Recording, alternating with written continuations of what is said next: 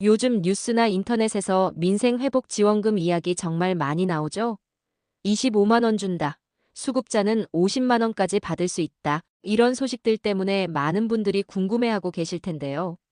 사실 정보가 너무 많아서 헷갈리기도 하고 정말 확실한 건지 의심스럽기도 하실 거예요. 오늘은 제가 지금까지 나온 모든 정보를 꼼꼼히 정리해서 여러분께 정확하게 알려드릴게요. 앞으로 어떻게 진행될지, 언제쯤 받을 수 있을지까지 차근차근 말씀드릴 테니까 끝까지 들어보세요. 왜 갑자기 지원금을 주겠다는 걸까요? 요즘 생활이 정말 힘드시죠?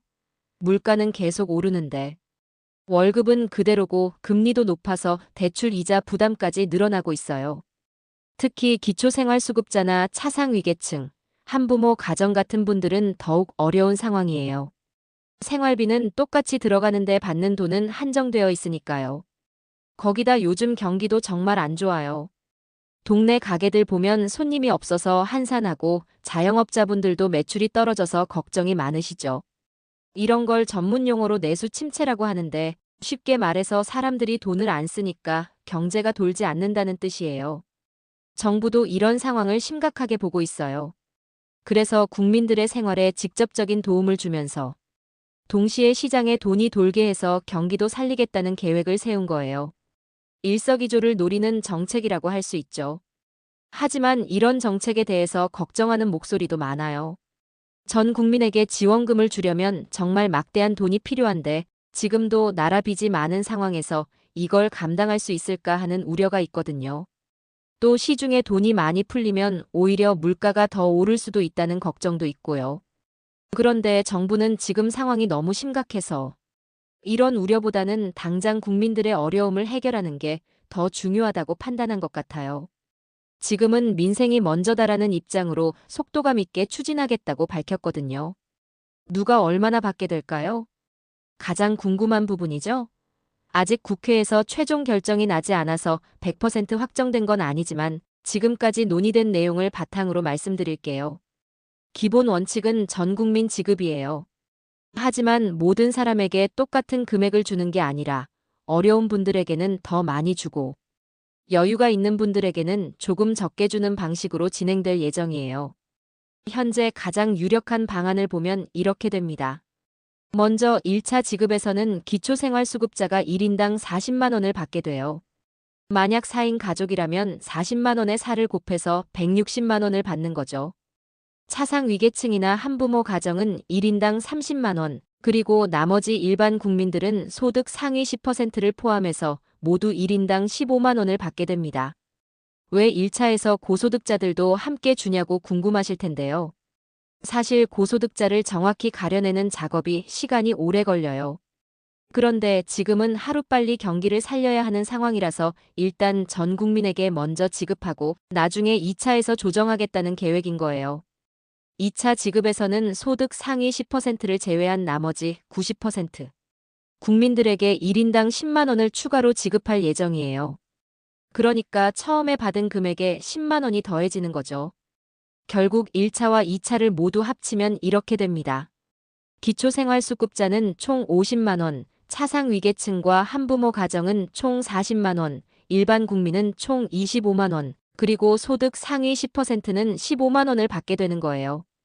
왜 어려운 분들에게 더 많이 주는지 궁금하실 텐데요. 같은 돈이라도 상황에 따라 효과가 달라지거든요. 예를 들어서 월 소득이 100만 원인 분과 500만 원인 분이 똑같이 25만 원을 받는다고 생각해 보세요. 100만 원 받는 분에게는 25%가 늘어나는 거지만 500만 원 받는 분에게는 5%만 늘어나는 거죠. 그래서 정말 필요한 분들에게 더 많이 주는 게 효과적이라는 판단인 거예요. 어떤 방식으로 받게 될까요? 지원금은 현금으로 주는 게 아니라 지역화폐나 소비 쿠폰 형태로 지급될 가능성이 높아요. 이게 무슨 뜻이냐면 동네 시장이나 식당, 약국 같은 곳에서만 사용할 수 있다는 뜻이에요. 대형마트나 온라인 쇼핑몰에서는 사용하기 어려울 수도 있고요. 왜 이런 방식을 택하는지 궁금하실 텐데요. 현금으로 주면 저축을 하거나 대출 상환에 쓸 수도 있잖아요. 그러면 경기 부양 효과가 떨어지거든요. 하지만 지역 화폐로 주면 반드시 소비를 해야 하니까 시장에 돈이 돌게 되고 특히 동네 소상공인들에게 도움이 되는 거예요. 사용할 수 있는 기간도 정해질 가능성이 높아요. 보통 6개월에서 1년 정도의 사용 기한을 두는 경우가 많거든요. 그러니까 받으시면 빨리빨리 사용하시는 게 좋을 것 같아요. 언제쯤 받을 수 있을까요? 가장 중요한 질문이죠. 아직 확실하지는 않지만 현재까지의 일정을 보면 이렇습니다. 우선 6월 19일에 국무회의에서 추가 경정 예산안이 의결되어야 해요. 여기서 민생회복지원금 예산이 포함되겠죠. 그 다음에 국회로 넘어가서 국회 심의를 받아야 합니다. 국회에서 통과가 되어야 실제로 지급이 시작될 수 있어요. 지급 시기는 예산 구성에 따라 달라질 수 있어요. 만약 100% 국비로 지원된다면 국회 통과 직후 바로 지급할 수 있을 것 같아요. 하지만 지방자치단체도 일부 부담을 해야 한다면 지자체별로 예산을 편성하는 시간이 필요하니까 9월 정도에야 지급이 가능할 것 같아요. 솔직히 말씀드리면 정치적인 상황도 많이 영향을 줄 것 같아요. 여야 간의 의견이 다를 수 있고 국회에서 논의 과정에서 내용이 바뀔 수도 있거든요.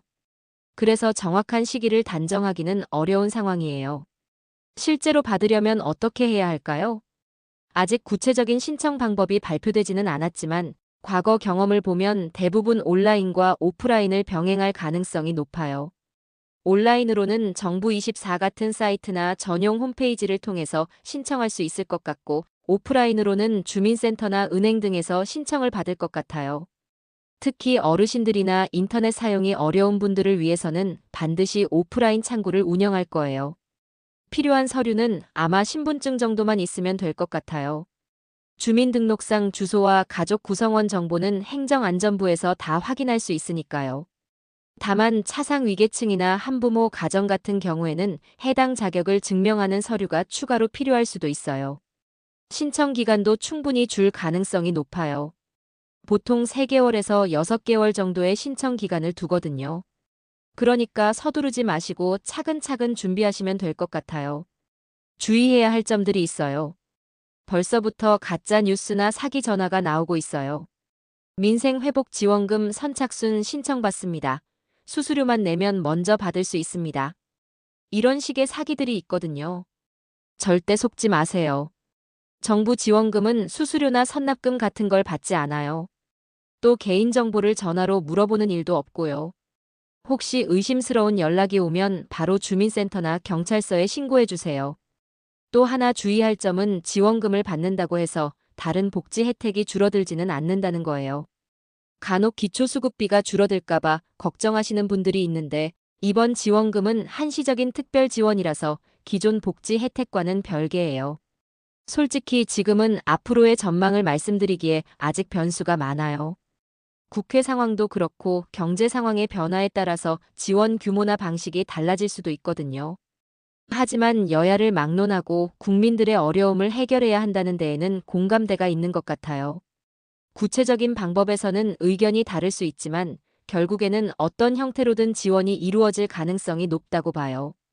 중요한 건 정확한 정보를 바탕으로 준비하는 거예요. 가짜 뉴스에 속지 마시고 공식 발표가 나올 때까지 기다리면서 차근차근 준비하시면 될 것 같아요. 요즘 정말 모든 분들이 힘든 시기를 보내고 계시죠. 물가는 오르고 경기는 어렵고 미래에 대한 불안감도 크실 거예요. 이번 민생회복지원금이 작은 도움이나마 될 수 있기를 바라고 정말로 민생이 회복되는 계기가 되었으면 좋겠어요. 주변에 필요한 분들께도 이 정보를 공유해 주세요. 이 영상이 도움이 되셨다면 구독과 좋아요 부탁드립니다. 오늘도 감사합니다.